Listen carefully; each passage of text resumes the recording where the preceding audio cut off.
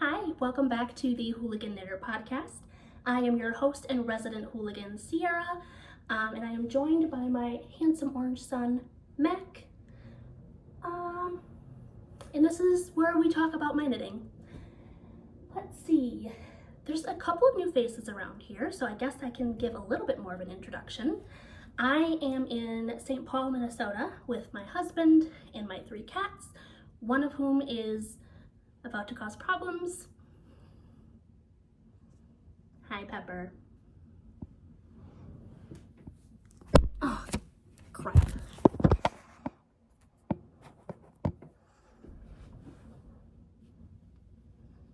Hi. She will do that again. Let's see, I've been knitting for about 5 years. I love knitting vanilla socks, garments, pretty much anything. And here is where I talk about it. If you have any questions, I guess, just leave in the comments. I'll answer. But let's get started. First things first, I am drinking my usual coffee with chocolate milk out of a cat mug. This mug was given to me by one of my old coworkers. And before I even saw this mug, she said, "Hey, I have this mug. It's really ugly. I never use it. Do you want it?" And I said, "Hell yeah, I love mugs." And it's just a cat looking at a butterfly.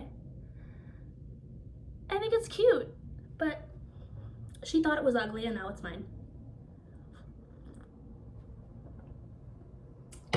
All right. I have one finished object this episode. It's the elephant in the room. This is the Dear Duomo by Seunghee. I knit this out of 4 Crows fibers, Just DK in the colorway Professor Plum, and I love her. Yeah, that's a really accurate color representation, actually.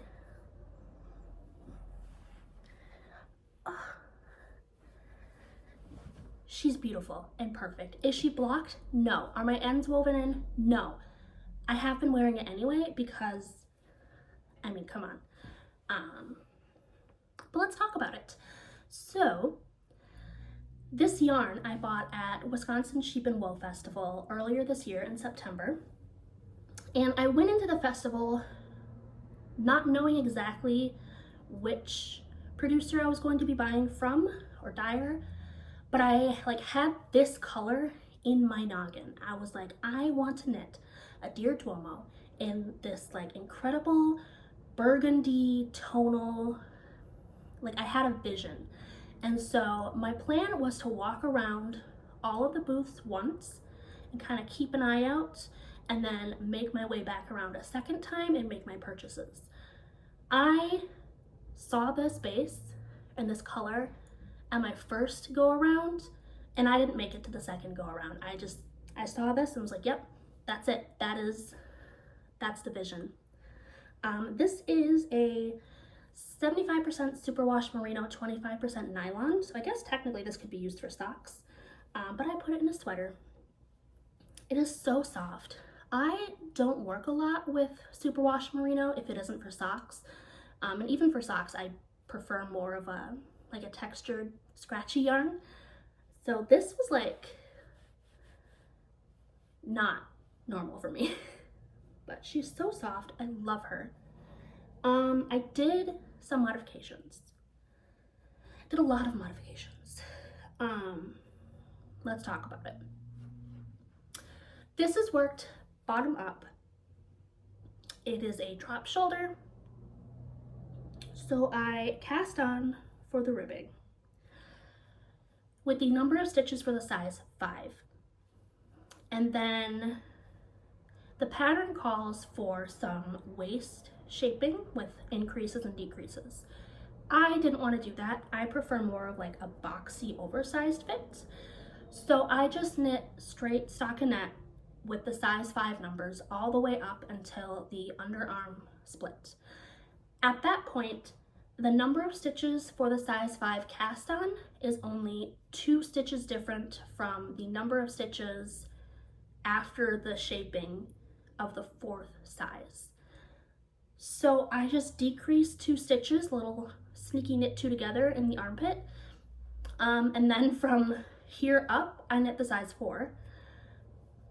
So it's somewhere between sizes. And then the shoulders, I did another little sneaky hooliganism. That's a real word I just made up. The pattern gives you two options for shoulder shaping. The first option, you can either do short row shaping, go back and forth, keep your stitches alive, and then do a 3-needle bind off, joining the front and back together. The second option is to do a sloped bind off and then mattress stitch the 2 sides together. I didn't want to do short rows, but I also didn't want to seam. So what I did the sloped bind off, but then instead of mattress stitching, I went back later and picked up all of the stitches and on both sides and bound those off with a 3-needle bind off. So I kind of like combined the two and made my own method. And I like that way more than having to do short rows or seaming. It worked really well. I will say I had COVID when I was doing this. My brain was not functioning. And so I kind of forgot that 3-needle bind off you have to do like inside out, otherwise you get a seam. So I do have a shoulder seam on both sides. But honestly, I really like it. I think it's a nice little shoulder detail on an otherwise plain stockinette sweater. Like, it's not super noticeable, but it's there, you know? So honestly, I might do that again in the future because I think it looks nice. What else did I do? The collar, I picked up the correct number of stitches on my first try, so good job me. That'll never happen again, ever. But then I think I knit the ribbing for longer before folding it over because it's a double folded collar. Also, can we admire how well I did at picking up those stitches? Wow, I'm a professional. So the collar is a little bit longer. I did that because in some of the sample photos and some of the project photos on Ravelry, the neckline looked a little wide. And I love myself a tight fitting crew neck. Always have, probably always will. I like it. So I just chose to make the neckline of this a little bit more close fitting. There's no elastic in it currently. If when I wash this, it like grows 10 feet, I'll put it in the dryer. I'm gonna put it in the dryer, it'll be fine. And then might address the neckline, go back in, put in some elastic, but for now it's fine. I also didn't sew the neckline down. I knitted it down, and to preserve some of the elasticity, like this is really stretchy. What I did was when I was knitting it down, I only knit down the knit stitches and then just work the purl stitches as normal. So really only half of this collar is knitted down. And I think it kept it really stretchy. I don't know if that's just like in my head and that's what I'm like telling myself worked, but it's stretchy. So maybe the knitting half of it down had something to do with it. I don't know. And then the sleeves.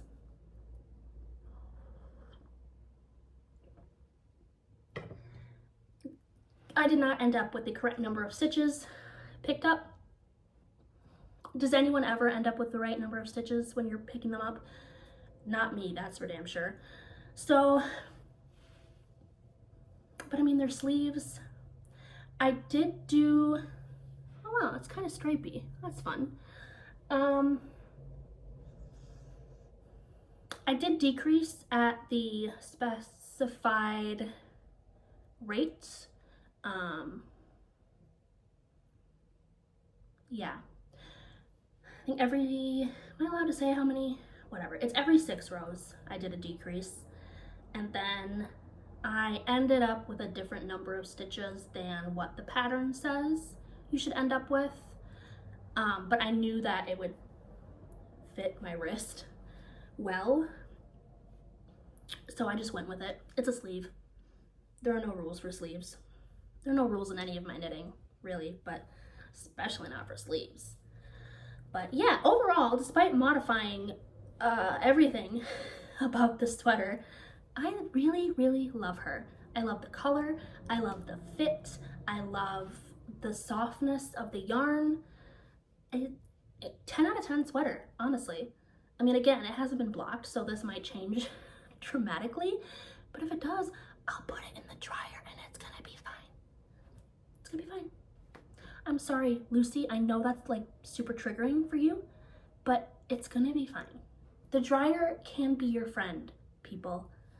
Use it. But one final look because she's beautiful.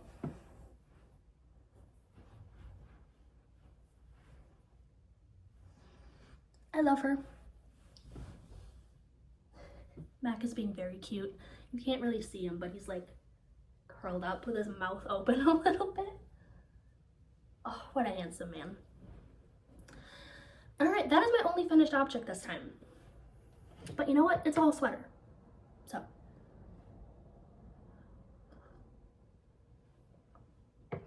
I have 4 whips to show you. And actually, I only have 7 whips total, which is really good for me. All right, good job, me. But I have 4 here to show you because we're not talking about the other 3. First one, I'll show you the 2 that we've talked about before. So this is my triangular garter stitch shawl with an I-cord edge. I have made progress on this. Wow, it's so red. It is coming along. Isn't this beautiful? Look at that red. This marker is not where I was last time. This was just me last night keeping track of my rows. But she's beautiful. I am knitting this out of Jessie, Rennie & Co. Supersoft 4-ply in the colorway Scarlet. Here is the ball band. Beautiful. And I made a decision last night. Originally, I was just going to make my triangular garter stitch shawl with the I-cord edge with one 50-gram ball of this. I was intending for it to be like a hair scarf. I have like a tiny alpaca one in pastel colors that I knit earlier this year, and I like to wear that one like as a little headband or tied around my ponytail. So that was the plan for this. However, at this point, it is going to be too large for a hair scarf. It's just going to be too big.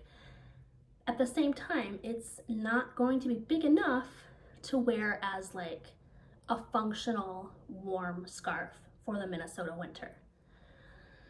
So despite my agony over knitting miles and miles of fingering weight garter, I'm gonna buy another ball of this and just knit this one, increase, increase, increase until the end, and then join the new ball and decrease, decrease, decrease. So it's gonna be pretty big. But again, that's kind of what you need for the Minnesota winter. And I think, as much as it'll kill me to do, I think that is the right choice to get a finished object that I can get some use out of.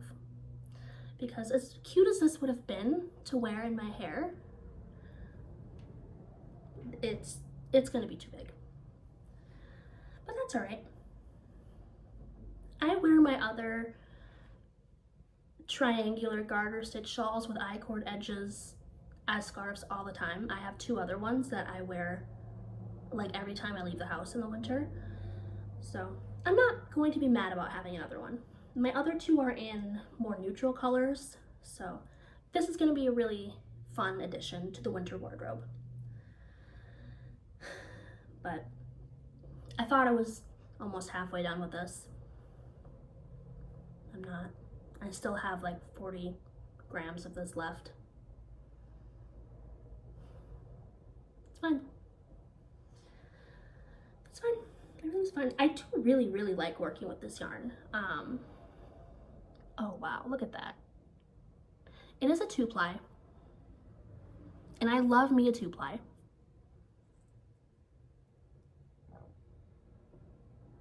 Beautiful. It's not soft. It's not the scratchiest yarn I've ever felt, but it's not superwash merino. I think it'll be fine next to skin, but I think if you are sensitive to wool, maybe don't wear this next to your neck. But I am excited to wear it next to my neck. So there's that. I'm just trucking along with my triangular garter stitch shawl with I-cord edging. Let's see, what else have I got? Let's talk about this one. This one I also talked about last time.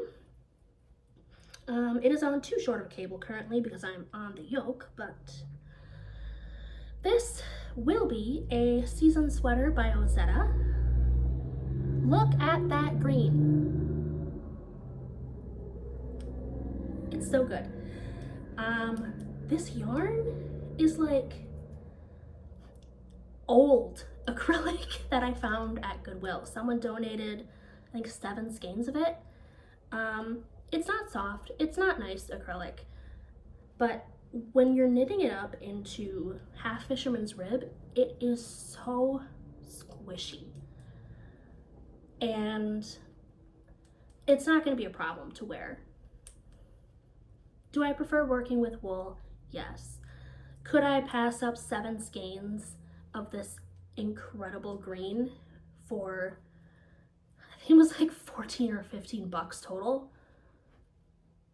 No, it had to come home with me. I have already knit a season sweater before. I knit it in a beautiful chocolatey brown color, and I love it. I wear that sucker so much. I love the fit, I love the color, it's so cozy, the size is like perfect. So I decided that I did need another one, and I think this insane green is perfect. I mean, I'm obsessed. I do want to talk about the neckline, or the neck hole. I don't really know what happened, but I cast on for, I don't even know what size I'm knitting because I'm modifying the crap out of this as well. But I cast on the correct number of stitches for the size that I intended on making, and this neck hole is teeny tiny. I can get it over my head, but like this is not a large opening. And I cast on with 2 needle sizes larger than what the pattern called for. I'm knitting the whole thing 2 needle sizes larger. So if I had done this with the recommended needle size, there was not going to be, it would not go over my noggin. Again, I did a folded over collar. I knit it down and only knitted down the knit stitches as well. And like, again, it's stretchy. Like, it does go over the noggin. I'm just like baffled about what happened here. And then modifications, my gauge is slightly off. I'm about 1 stitch off row wise. So I'm just kind of fudging some numbers. I mean, it's a raglan. Raglans don't have rules. But yeah, I'm almost done with the increases. I should be separated for sleeves next time. I'm very, very excited about this. I can't stop looking at the screen. It's gonna be good. All right. I have 2 other whips that well, one of them's brand new and the other one I've never shown. This one is brand new. My lovely, beautiful, incredible, fantastic friend Alexa from Hey Alexa Knit is hosting a scrappy / advent cal. And I had a bunch of yarn left over after the last essential beanie that I knit. And I thought, you know what? I'm gonna make myself a little bralette. So I don't actually own or follow any bralette patterns. I do the My Little Secret crop by Jessie and just make it like long enough to go over the boobs. So here's this. It's kind of a tangled mess right now because I'm not done with the straps. Oh God, how do I show this? It looks tiny, it's stretchy, we all know. I'm still in my ribbing era. No end in sight. But yeah, I have finished the body of it and the front panel. I'm just working on little straps. Here's the back, I guess, if you want to see that. Like I said, it is a tangled mess. I'm doing the straps sort of 2 at a time. I'm pulling from the center on the outside of the ball because I've only got this much left. I'm getting a little nervous, but I figured if I run out of yarn, I would rather have both straps the same length, and then I can use a contrast color for the last little bit, and at least that way they'll match. So yeah, this should absolutely be done next time. All I have are the straps. But this yarn is very, very soft. This is Loops and Threads Luxe Merino in the color Navy. It is a superwash merino and acrylic blend.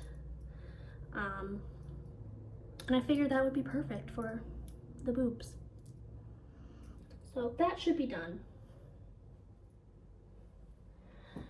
Then the last whip that I have never talked about, well, I've talked about, I've never shown, is my emotional support Musselburgh. I figured it was time that she made an appearance. So this is the Musselburgh by Ysolda Teague. And this lives in my purse. This has been living in my purse all year. I pull it out when I'm in a waiting room or at a restaurant before the food comes, or if I'm a passenger in a vehicle, and it's perfect. It's just miles and miles and miles of stockinette in the round. And it's perfect. So we've made some progress this year. We have reached the halfway point. The halfway point is where that green stitch marker is. So, I also went through the trouble of going back and counting my rows and putting a stitch marker in every 10 rows so that I make sure we're the same length on both sides. So I know when to start my decreases. And it's my emotional support Musselburgh. I am knitting this out of Ewetopia Fibers Wisco sock in the color Monet's Lilies. And it's this beautiful variegated blue, green, purple. It's hard to show. There we go. get in the sun. Ooh.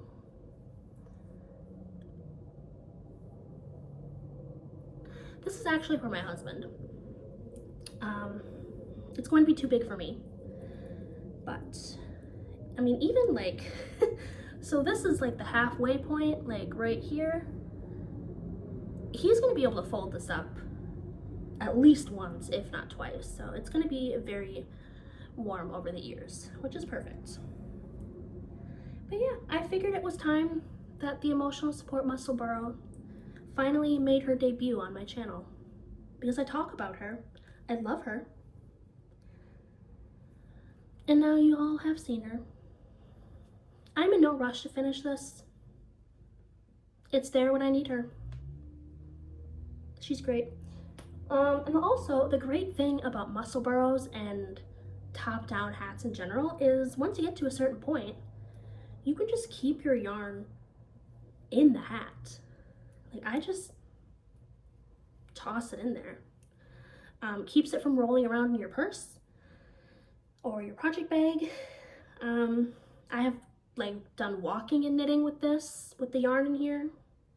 It's great. At some point I do need to weave in my cast on tail, but that's a problem for the future. Those are my whips, most of them. I still have, what other whips do I have? I have my Peregrine socks by Sari Nordland. I have a half and half wrap. That's not really a half and half wrap, but I'm doing my version of it, which is about halfway done. And I have a blanket that I'm knitting. And none of those have really been touched recently, but I figured I would show these. I don't have any acquisitions because I'm still on my yarn buying ban after the damage I did at Wisconsin Sheep and Wool Festival. But Johanna, a Femme Knitted, very kindly and generously is sending me yarn. It should be here on Wednesday. I'm very excited to show that. Actually, this is kind of fun. So Johanna originally bought a ton of this bubblegum pink worsted weight cotton yarn to do a sweater. I don't remember which one. And then they realized that a sweater out of worsted weight cotton is going to be extremely heavy. So they made a beautiful Soho top by Kadri? Yeah, Kadri. So they made the Soho top by Kadri instead. And it's beautiful and I love it. It's like this bubblegum pink is so good. However, they have like a ton of this, bless you, a ton of this yarn left. So they're sending it to me along with some other stuff. And I am also going to make a Soho top out of this beautiful bubblegum pink yarn. And I'm probably going to have more left after I do that. So when I finish mine, I am going to send the leftovers to Anna from Skeiny Legend, all the way in Canada, although she might be in Mexico at that point. Well, it's gonna go to Anna wherever she is. And she is also going to knit a Soho top. So the three of us internationally are going to have bubblegum pink Soho tops from Johanna's original giant yarn purchase. And I think that is so fun and cute. And I am so excited. Johanna is also sending me some sock yarn because I'm gonna out you here. Johanna wants so badly to be a sock knitter. And bless their heart, it just doesn't happen. So I'm getting some of their sock yarn. And I'm going to knit them an essential beanie out of some yarn that they picked out and send that back to them. There's some other stuff in there too. I'll show it all when it gets here. that, my yarn buying ban ends Christmas, and I have plans, post-ban plans. Well, first of all, I have a couple of projects that I don't have the yarn I need to finish, like my red garter stitch shawl with I-cord edging. So the first order of business will be to purchase yarn that I need to finish those projects. I need yarn to finish that. I need yarn to finish my half and half that isn't a half and half, the blanket that I'm knitting. I think those are the only projects that I need the yarn to finish. And then I do want to work through some garment quantities before like losing my mind and buying more. I have a couple of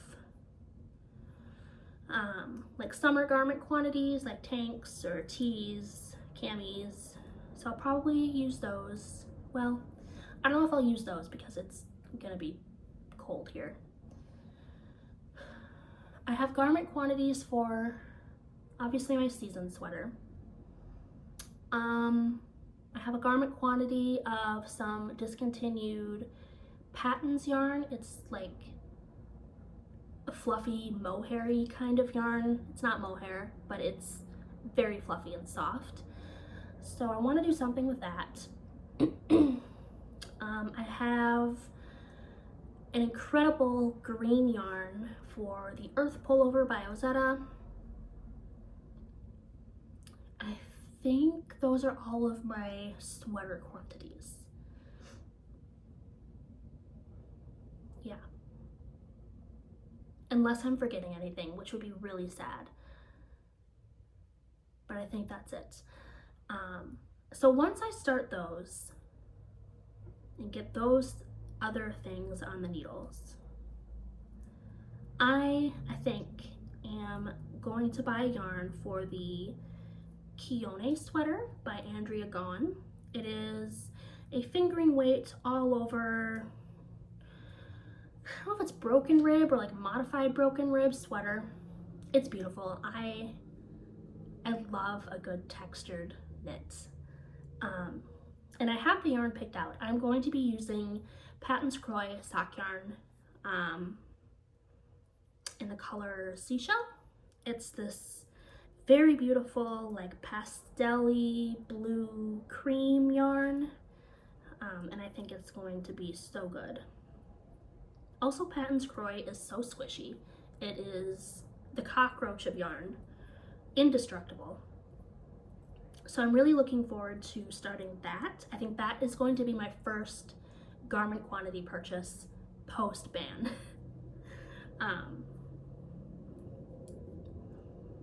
Hunter, my husband, also last night, like out of nowhere, said, "Hey, I really like that colorwork sweater that you showed me. Can you knit that sweater for me next year?" I'd love to. What he was talking about was I think it's called the Rue sweater by the Ewetopia. It's not out yet. I don't even think is in testing. And I told him this. I said, you know, it's gonna be a while before that sweater pattern comes out, but yes, I can probably do that for you. And this man goes, "Well, why don't you apply to test knit it? That way we can get it sooner." My man, I can't follow patterns. Clearly, I've never followed a pattern in my life. Test knitting would not be a good experience for the designer. It wouldn't be a good experience for me. I am more than happy to give designers my money and then ruin their pattern. I just thought it was very, very cute and very sweet that he was like, "Oh, that colorwork sweater is so good. Can you test knit it for me?" So I think that next year we will be getting, not matching, not that disgusting. We will both be getting Rue sweaters by the Ewetopia. I'm not sure what colors he wants for his. He really liked the green and like beigey color that she used in her sample. And I think for mine, I would probably do like a chocolatey dark brown and a cream. I think that would be really nice. Yeah. So at some point I'll have to buy garment quantities for that. But I should probably wait until the pattern is released before doing that. But yeah, those are some acquisition plans. Not acquisitions yet, but sometime in the new year. Big things coming for the Hooligan. That is all I have, friends. I hope you are well. Let me know what you're knitting on, because I'm nosy. I want to know. If you are celebrating Christmas or any other holiday this season for the next couple of weeks, I hope you have a lovely, lovely time. I hope that your family is loving and supportive, and that if your biological family isn't, your chosen family is. And yeah, I hope everyone is well. I'm not sure when I will be able to record next. I've been trying to stick to every 2 weeks. I should be able to record again before Christmas. Yeah. All right. Take care, friends, and I will talk to you again in a couple weeks.